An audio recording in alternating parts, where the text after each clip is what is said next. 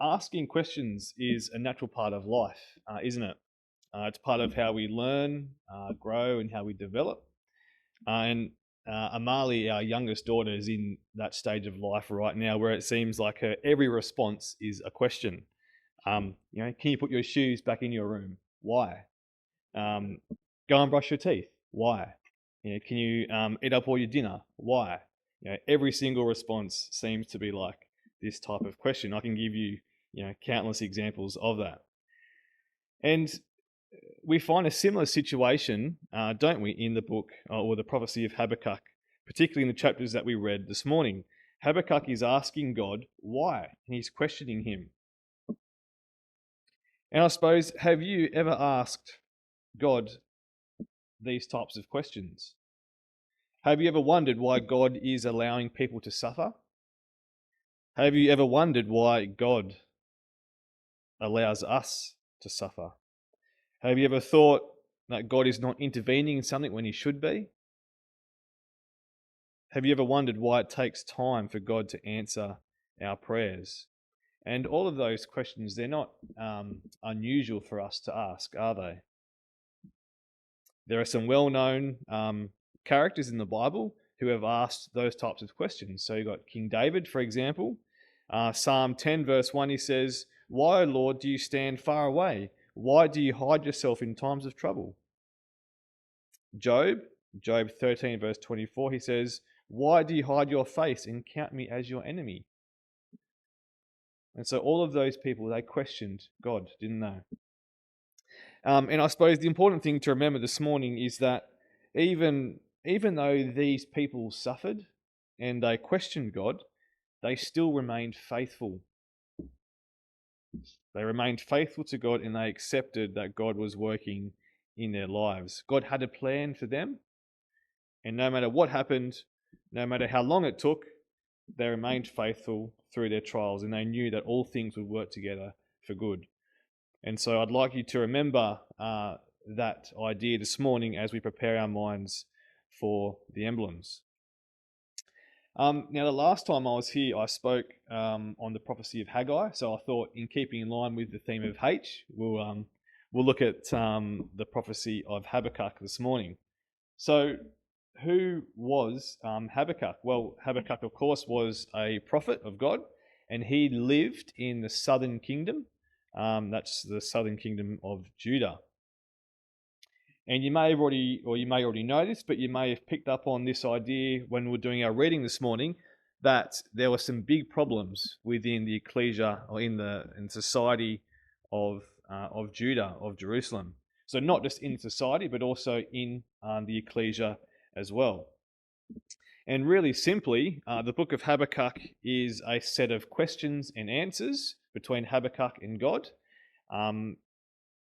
Chapters 1 to 2 make up sort of two. So Habakkuk questions God, God answers him.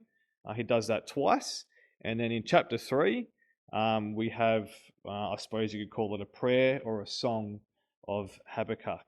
It's essentially a response to the questions and answers between Habakkuk and God. And we might not be able to see that very clearly this morning, but hopefully we're going to see throughout this prophecy an amazing transformation in the man Habakkuk. So we are first introduced to him with someone who grapples with himself and trying to come to terms with God's supposed silence. And then his answers as well. So Habakkuk, he questions God in the first couple of chapters. Where was God? Why wasn't God intervening here? Couldn't he see how bad the society was? Couldn't he see how bad the ecclesia was? How could he stand by and allow his nation, his people, to fall into disrepair? And so after all of those questions that he asks in chapters 1 and 2, we get to chapter 3, and it's the last thoughts of Habakkuk, and we'll see a change in his attitude, and we'll look at that later on. And finally, just before we sink our teeth into the first chapter, I suppose there's no better way to sum up, I suppose, the ideas and the real lesson for us this morning is then to look at the meaning of Habakkuk's name. And Habakkuk's name means to embrace, or the embracer. And I think this is really what the prophecy is about how Habakkuk learnt not to question God's divine and amazing plan, but to embrace it, to embrace whatever challenge God had for him. And there's the same exhortational lesson for us this morning, isn't there? As we go through the story of Habakkuk, I hope that this lesson comes out, that we have to learn to embrace what God has given us in life. Hebrews 11 verse 13 says, "These all died in faith, without receiving the things promised, but they saw them in a distance and welcomed them," or embraced them, and acknowledged that they were strangers and foreigners on the earth. And so this is the same attitude that we have to have as we consider this chapter this morning. And I think in the same way, God has a plan for all of us, because sometimes the plans that God has for us, they're difficult to understand, aren't they? They're difficult for us to embrace. They might be emotionally or mentally painful, but it doesn't matter whether we think it's a good plan or not. God knows what's best for us. And so the question is, do we embrace that? Do we embrace God's plans for us? Okay, so let's open up to chapter 1, which I think you're there already. So chapter 1 and verses 1 to 4, we've got Habakkuk's first question, or sometimes we might call it his first complaint to God. And in this first complaint, we're not going to read all of it, but essentially Habakkuk highlights for us the state of the nation, the society, and the ecclesia. And so he says, in summary, he says to God, how long do I have to cry out to you before you listen to me? Why are you allowing your people to suffer? Why aren't you acting? It seems like your law is not existent. Your law is not kept. And so it appears that Habakkuk had trouble understanding why it appeared that God was unconcerned about his people. He had trouble understanding why God wasn't real, wasn't working. And Habakkuk is thinking, surely if I can see how bad the nation is, the one I'm living in, why can't God? And why isn't he acting now? And in fact, over these first 4 verses of chapter 1, he really specifically points out and highlights to us the problems that he was facing. So in verse 2, we've got violence, this idea of violence. Verse 3, we've got the idea of plundering. Violence is mentioned again, strife and contention. Verse 4, you've got disregard and abusing of the law.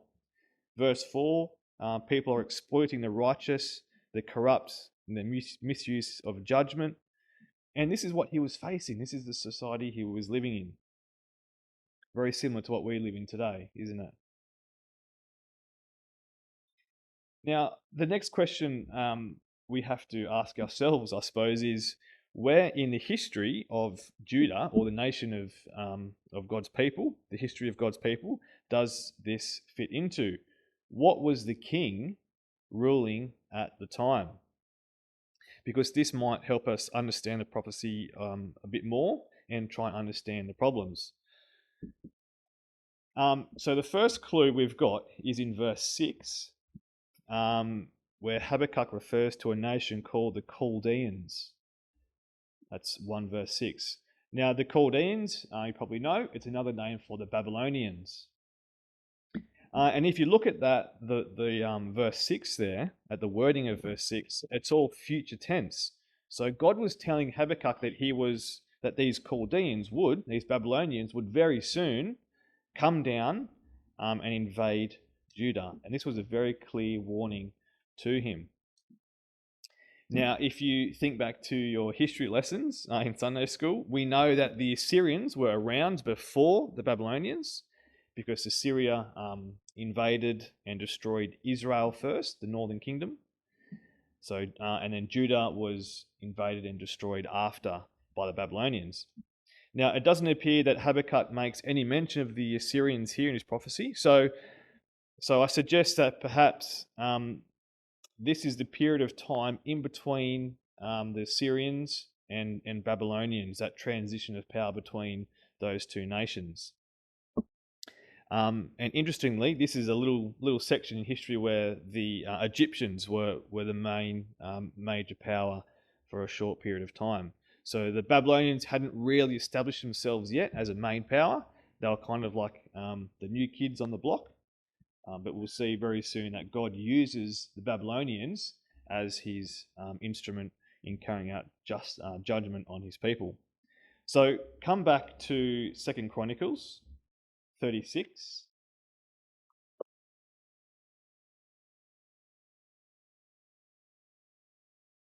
This is the context to Habakkuk.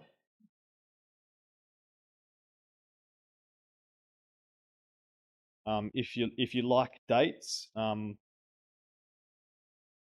think the prophecy of Habakkuk was recorded around 600 to 610 BC. Okay, so 2 Chronicles 36. So 2 Chronicles 36. This is just after a chapter just after the death of Josiah. So Josiah dies in battle in the previous chapter, and he was the last faithful king of Judah. And remember, Josiah was killed in battle by an Egyptian arrow. And so that's when the Egyptians were on their way up to fight against the Babylonians, who had just started to make their way back down. Make their way down at the first. And so after the death of Josiah, Judah is plunged into this really unstable period of time. And there were 4 different kings within the space of about 22 years. So 36 verse 1, Josiah dies, and Jehoahaz, his son, takes the throne, and he only rules, he only rules for 3 months. And then verse 3 and 4, we see the king of Egypt, he comes up against Judah, he removes Jehoahaz after 3 months, and then he puts Jehoiakim in his place. In verse 5 and 6, Jehoiakim rules for 11 years, and it's during his reign, we see in verse 5 and 6, that the Babylonians invaded, they defeat the Egyptians, they took him to Babylon, and then they appoint Jehoiachin in his place. And look, let's read verses 5 and 6 together. Jehoiakim was 25 years old when he became king, and he reigned 11 years in Jerusalem, and he did evil in the sight of the Lord his God. Nebuchadnezzar, king of Babylon, came up against him and bound him with bronze chains to take him to Babylon. And so the prophecy of Habakkuk slots into our storyline here. Around the time of the death of Josiah and that 3-month reign of Jehoahaz and the very early years of King Jehoiakim. So around 2 Chronicles chapter 36. But I think what we need to focus on here is in verse 5, a very important note. In verse 5, referring to the reign of King Jehoiakim, where it says, he did that which was evil in the sight of the Lord his God. In verse 8, now the rest of the acts of Jehoiakim and the abominations that he did, and what was found against him, behold, they are written in the book of the kings of Israel and Judah. And so this was the social setting that Habakkuk was living in.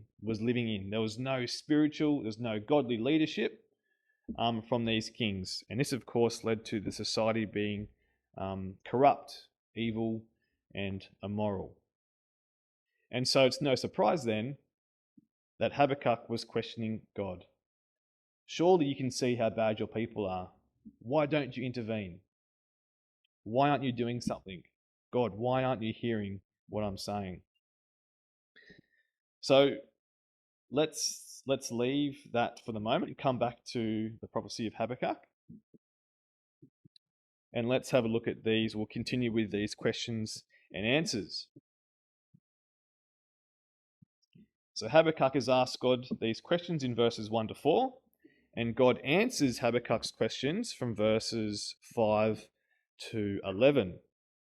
And so we see that God, he does respond to Habakkuk.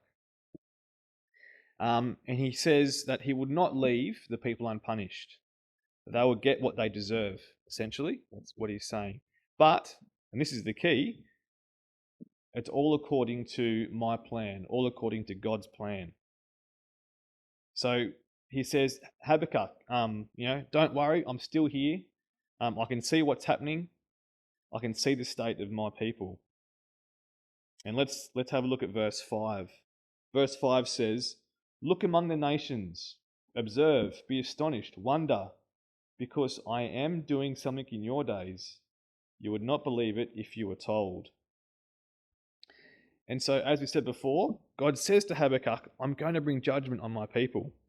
I'm sending the Babylonians in verse 6, for behold, I'm raising up the Babylonians.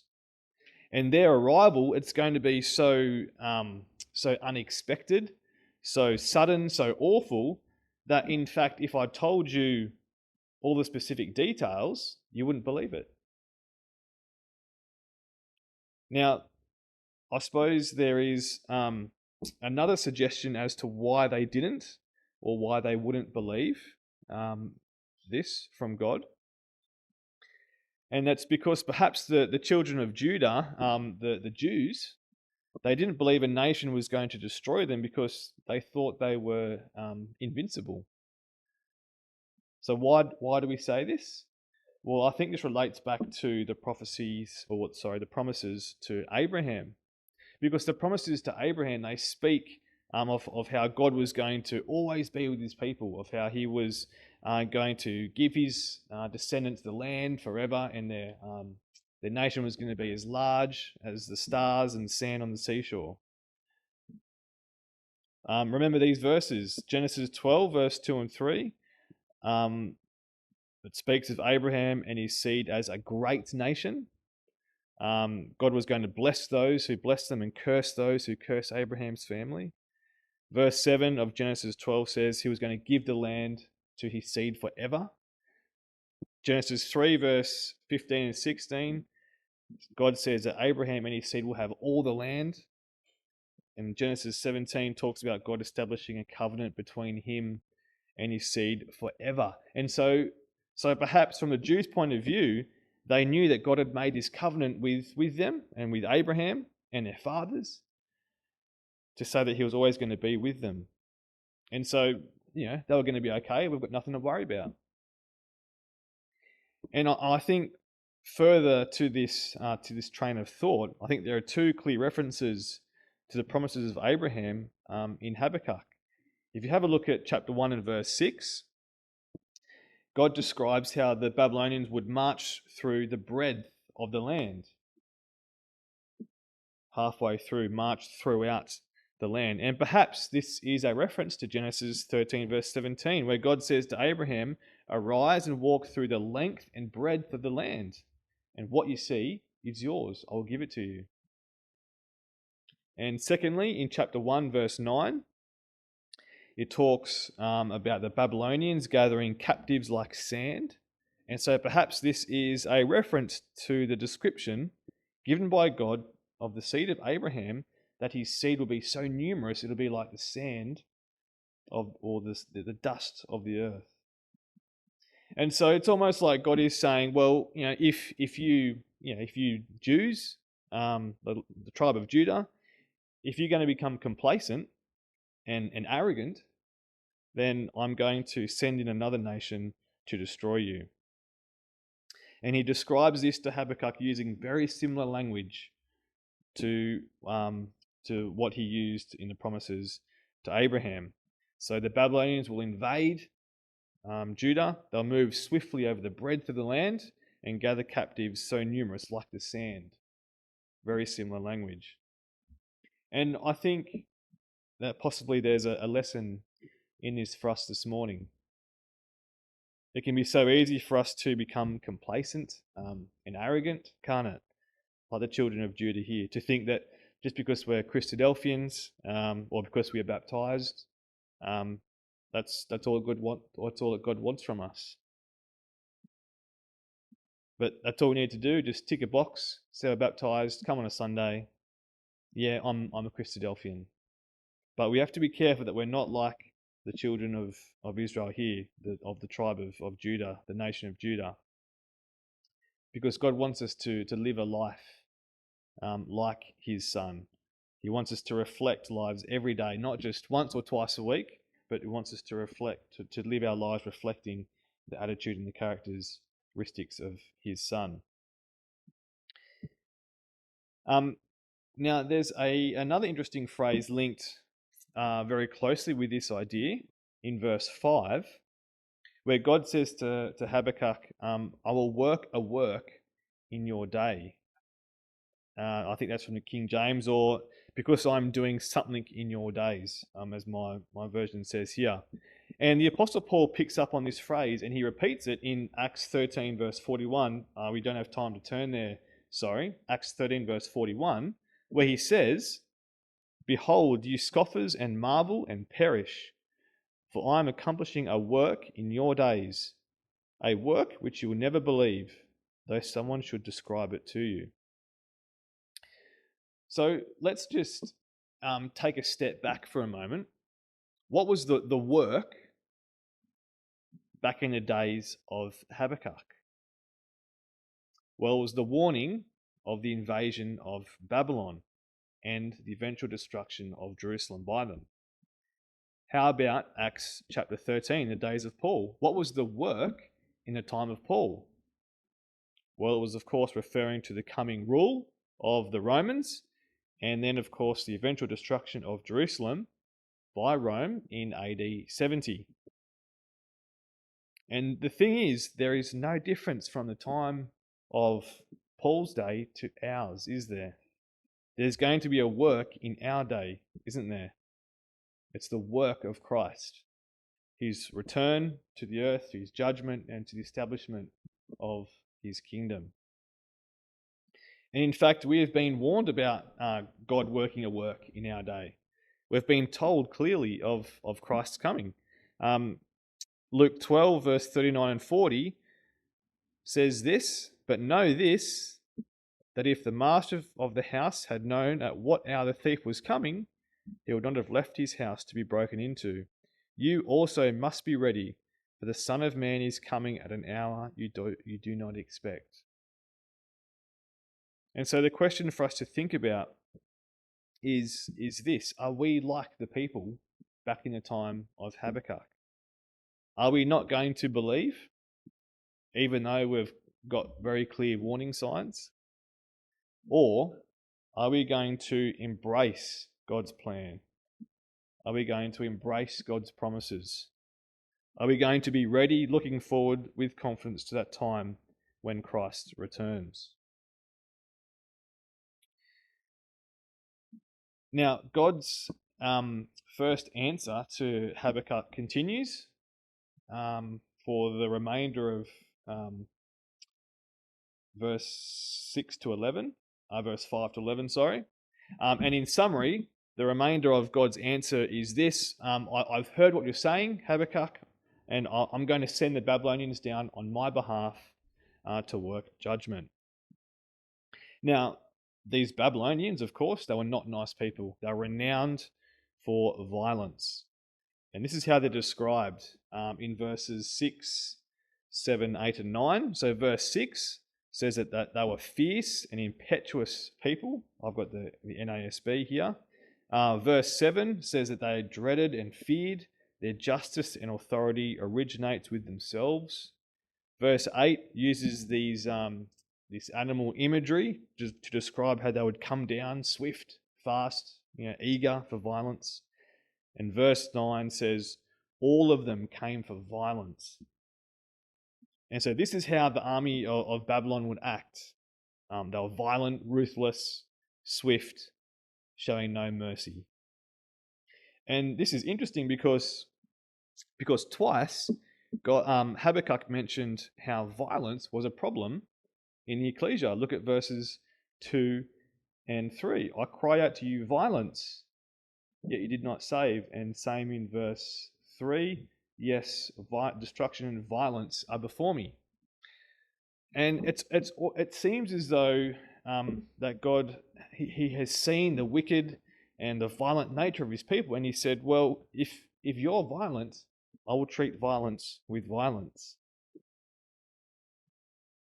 But yet we see as we move on that God's answer to Habakkuk, instead of pacifying him and giving him some resolve, it actually had the opposite effect. It created this dilemma for him. And this then prompts Habakkuk to ask another question. And I suppose Habakkuk's second question stems from God's first answer. And so Habakkuk's second question is from from chapter 1, verse 12, through to 2 and verse 1. And in summary, this second question of Habakkuk shows us a struggle that he's dealing with. What he can't understand is why. Why would God send the Babylonians down as a tool for his judgment? So, okay, I've asked for your help, but how could you, God, you're a righteous and a holy God, how could you punish Judah by using the Babylonians, an even more wicked and incredibly more violent and unrighteous nation? How could you use them? And so his second question, we see Habakkuk is trying to get his head around God's answer. He's struggling with the impact of what God's going to do to his people, because he can see some supposed unfairness in God's plan. He can't see the justification in God sending down the Babylonians. And what's interesting is Habakkuk's response in chapter 2 and verse 1. It's the last verse of his question. 2 verse 1, I'll read it from the CEB, where he says, I will take my post, I'll position myself on the fortress, I will keep watch to see what the Lord says to me and how he will respond to my complaint. And I think that's a really interesting verse. And I suggest what he's saying is this, that he's saying, I'm going to stand my ground. I'm going to wait until I'm answered to see how I feel, whether I believe God's plan is unjust or not. I'm going to stand by my view. I'm going to stand my ground. I believe that God's got it wrong. He can't do this time. And so Habakkuk was thinking on his terms, wasn't he? Not God's. And I think the really important lesson for us in Habakkuk's response, or Habakkuk's question, is, do we ever act like this? How often do we think, actually, this is not what I expected? I thought God was going to do or act in another way, or I thought he was going to act sooner. Do we wonder, why is God not there when I need him most? Do we ever think, God has let me down? Do we think our life is not going to plan? More often than not, our plan, not God's.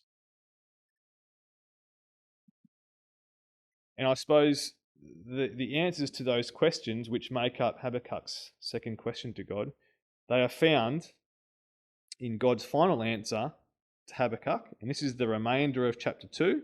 So Habakkuk 2 verse 2 to verse 20. That's God's second answer. And we can only look at these verses just really quickly. But to summarize the rest of chapter 2, or God's responses to Habakkuk, he says to him, don't worry. There will be judgment. There'll be righteous judgment. I've heard you. Just relax, okay? That's what he says to Habakkuk. He says, I'm going to punish those who are arrogant, who are wicked, who love violence. No one is going to escape the penalty of doing evil, but it will happen in my time, not yours. So be patient, Habakkuk. Be like the people who have gone before you. Remember those faithful people who were able to see the promises of God from afar?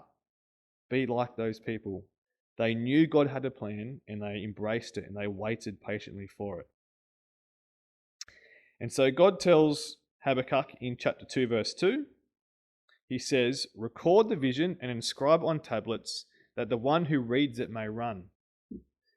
Now, what does this verse mean? It's quite a difficult verse. Well, first of all, what's the vision? Well, the vision is, of course, the warning of the Babylonians from verses 5 to 11 in the previous chapter. And so God says to his people, there are going to be times of trouble coming. And the people need to know about it. And so write that message, write that vision clearly. Make sure that people understand what I've told you about these people, about these Babylonians. Write it on tablets. Put it in a public place, like a billboard. And there's an interesting phrase at the end of verse 2 where he says that the one who reads it may run. And this phrase is a little tricky to make sense of sometimes. I think in doing some study, the most common Christadelphian explanation is this, that God asks Habakkuk to write down the vision so big and so large that if someone was running past it at full speed, they could still read it and understand it. But perhaps there's another explanation as well, which is this, that the warning of the Babylonian invasion was meant to be so clear and so easily understood by the people that they would know who to run to in times of trouble. I want them to run to me, God says. I'm the only place of refuge and safety. And so write it clearly, write it simply, so that they will understand who they must turn to. And he continues in verse 3, for the vision is yet for the appointed time. It hastens towards the goal. It will not fail. Though it tarries, wait for it. It will certainly come. It will not delay. And so to help Habakkuk understand this, God says to him, there is a day which I will judge the people. The time is set. The time is certain. Be patient and wait. Judgment will come. There is no doubt about it.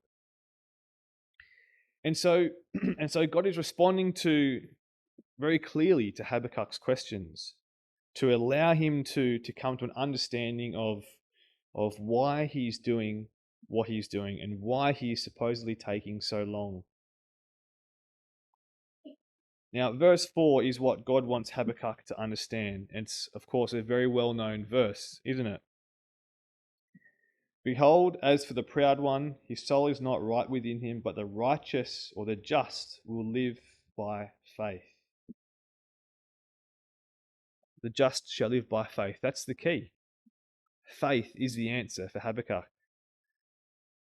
And so God says, I know, Habakkuk, that you are going through, that you're struggling to understand why I haven't intervened yet.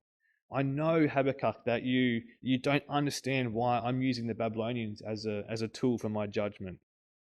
But Habakkuk, all I'm asking for you to have is faith. I need you to embrace me, to have faith, because my word is true and judgment will come. And God has the same answer for us today, doesn't he? We know that the just or the righteous will live by faith. And he refines our faith with trials.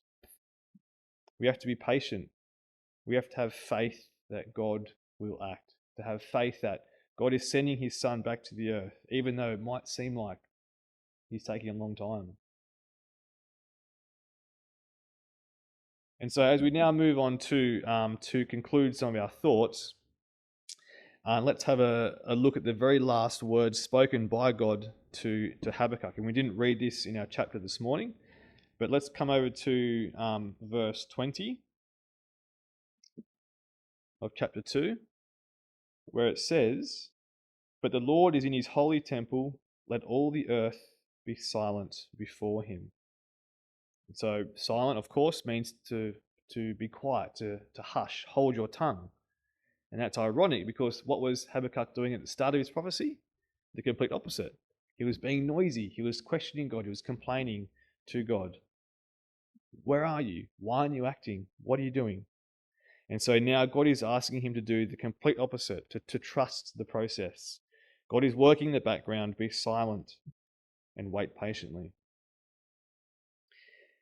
And so what I hope you've seen from this process this morning is of how God takes Habakkuk. He answers his questions, he works with him, and he finally concludes his answers to him with this phrase, I am in my holy temple.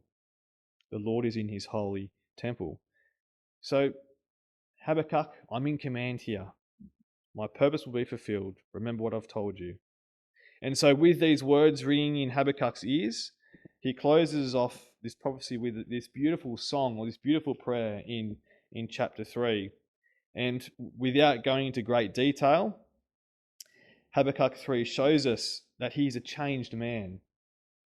Verse 2 says, Lord, I have heard the report about you, and I fear. So he understands why God delays his plans sometimes. He understands that God's in control. He understands that God's true and righteous. He understands that faith is the key. And let's just read together the last couple of verses of that chapter, verses 16 to the end. So Habakkuk 3 verse 16, I heard and my inward parts trembled. At the sound of my lips, at the sound my lips quivered. Decay enters my bones, and in my place I tremble, because I must wait quietly for the day of distress, for the people to arise who will invade us. And so it appears as though Habakkuk's nervous, isn't he? Even though he's accepted what's going to happen, he's nervous. He accepts that there's going to be some tough times ahead when the Babylonians invade. Verse 17, though the fig tree should not blossom, and there be no fruit on the vines, though the yield of the olive should fail, or the fields produce no food, though the flock should be cut off from the fold, and there be no cattle in the stalls. So again, he's talking about these tough times when, they now extend to daily living. There'll be lack of food, crops will fail, there'll be lack of produce. Yet, he says, I will exult in the Lord, I will rejoice in the God of my salvation. And so now he's in this amazing state of mind. The Lord God is my strength, verse 19. He has made my feet like hinds' feet and makes me walk on my high places.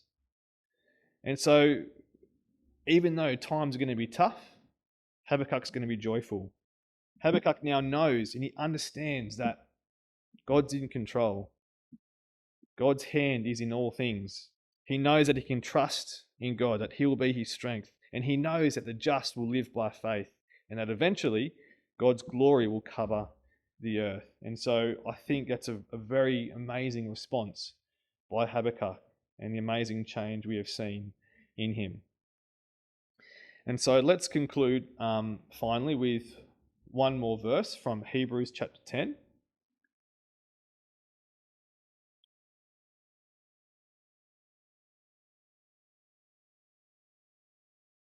Hebrews 10, verse 35.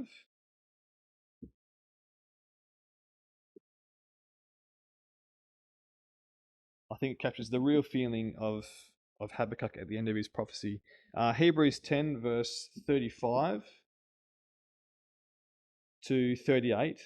Therefore, do not throw away your confidence, which has a great reward, for you have need of endurance, so that when you have done the will of God, you may receive what was promised. For yet in a very little while, he who is coming will come and will not delay. But my righteous one shall live by faith. And if he shrinks back, my soul has no pleasure in him. But we are not of those who shrink back to destruction, but of those who have faith to the preserving of the soul. And so, brothers and sisters, in the trials that might lie ahead of us, never give up.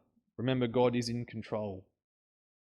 And if it seems that God is delaying somehow, remember, it's God's time, not ours. And let's be reassured that God, He's real, He's alive, He's working, and we have confidence of this great reward, that this time of the kingdom of Christ's return is coming, it's set. And God wants us to have faith, and if we have faith, then we'll have life and glory when He comes back to the earth and sets up His kingdom.